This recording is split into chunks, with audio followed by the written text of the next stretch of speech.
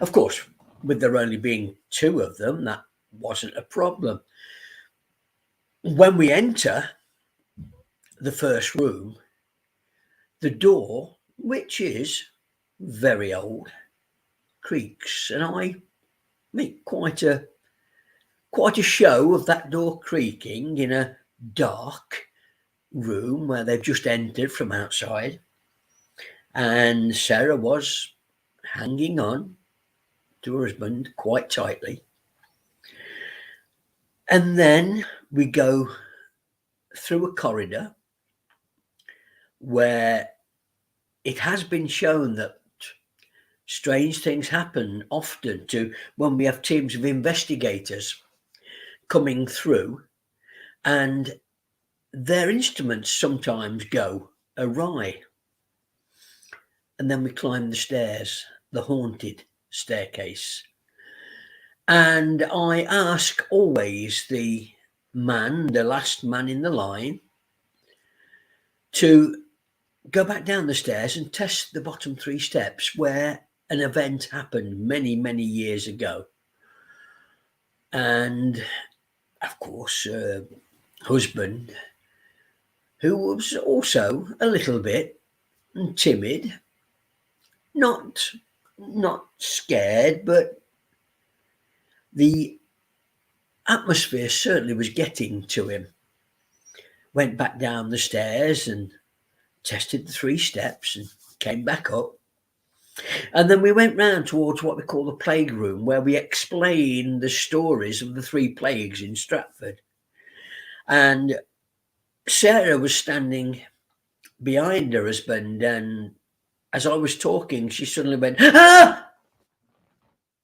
And she said, "Someone's just whispered in my ear." That is Tudor World, ladies and gentlemen.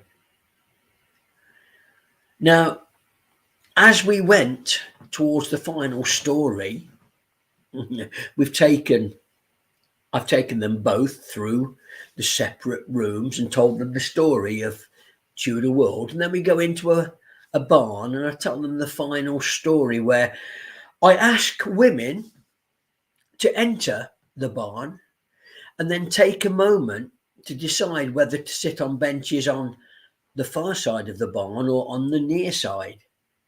But if they sit on the near side, be careful of the little step in the floor. And I say to the women, I want you to go to where you feel drawn. Now, depending on age, a lot of the more elderly will go and sit on the benches on the far side of the barn rather than step down onto the benches in the cutout. But those that do often have something that connects all of them, maybe. I don't know. It's a feeling. But Sarah went to sit in the cutout, and I began the story of Jane Ward, otherwise known as the Witch of Sheep Street, which made Sarah laugh, giggle, a nervous little giggle maybe. I tell them the story of how Jane was attacked by one of Stratford's residents because of a story about her being a witch and visiting the man's daughter who had an illness and turning many rooms and maybe causing lots of disruption. Who's that here? As it was, let's see if we can get some chat. The story ends with white witches or witches from the Covens of Warwickshire coming to the barn and eventually dispelling through a spell of a cleansing spell the story is that from that day forth, no one has ever seen Jane Ward again. And I do finish by asking all of the women whether their name is Jane.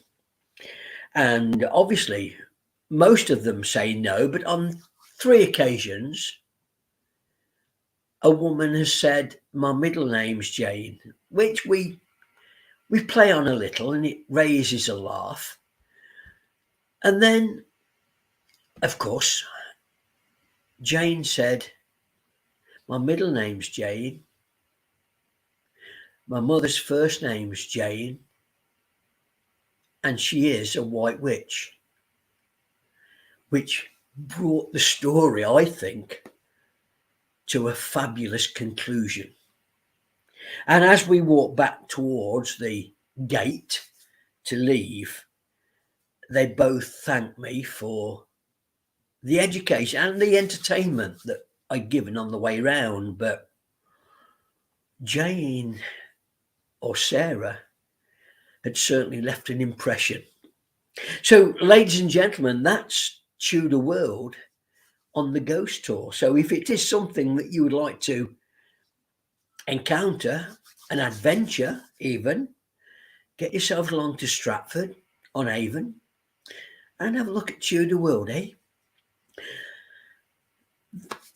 That's the week up until last night, where I was fortunate enough and grateful to be invited to a party. Daughter was present and it was a Hogmanay party.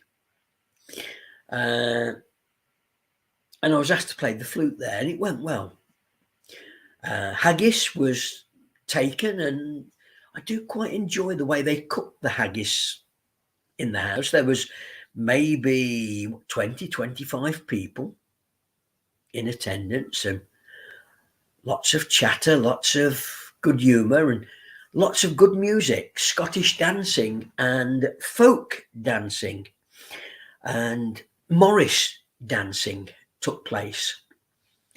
And whatever you think about Morris dancing, when you see it done well, you realise the fitness and the dexterity and the flexibility that the dancers require to be able to do the Morris dancing for an hour, 2 hours, however long it goes on. They often do a couple of dances, move to another location and do some more. And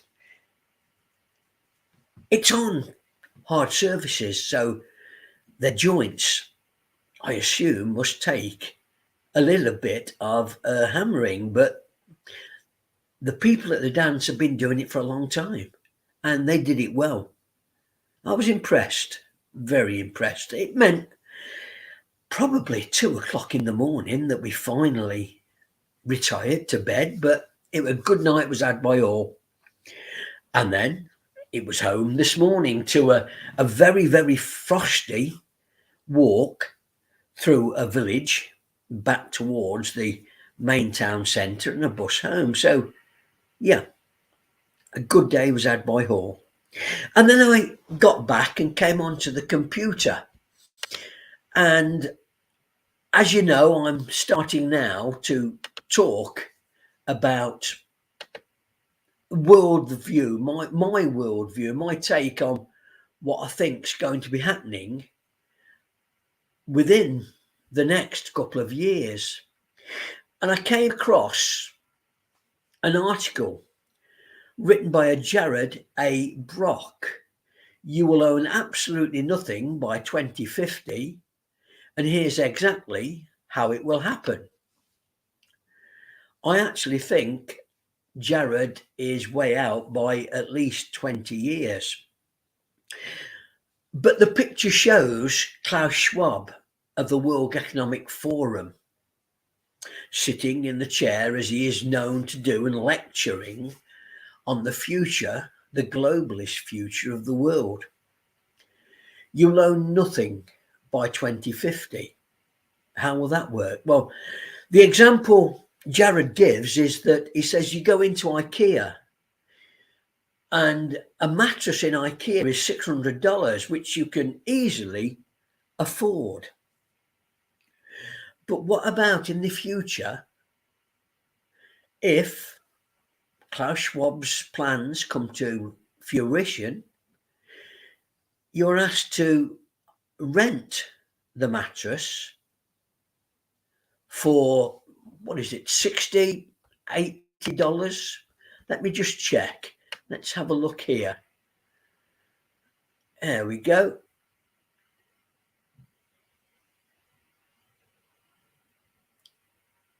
Yeah. There we go. If you rent the mattress for $99 a month,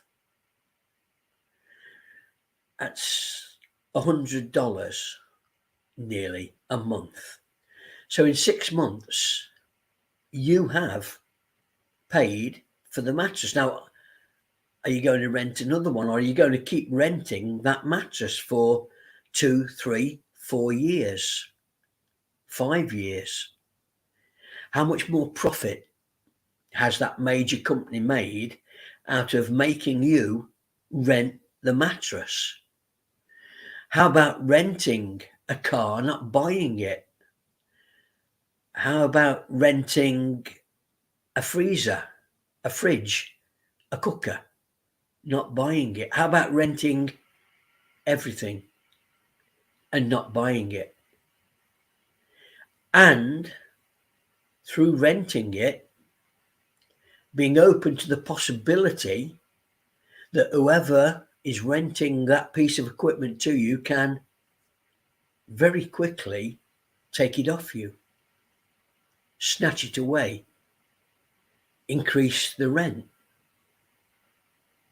So you will own up, you will end up owning nothing. And it's coming, ladies and gentlemen, because the people in Davos have made it their master plan. Not conspiracy theory, it's their master plan. And when you see the ex-British Prime Minister, Tony Blair, talking about the possibility or the requirements for permanent vaccine mandates before you can fly anywhere, you have to know that he is serious about that. When you see Pierre Trudeau of Canada still talking about controlling the bank finances of people that protest, you know that he is very, very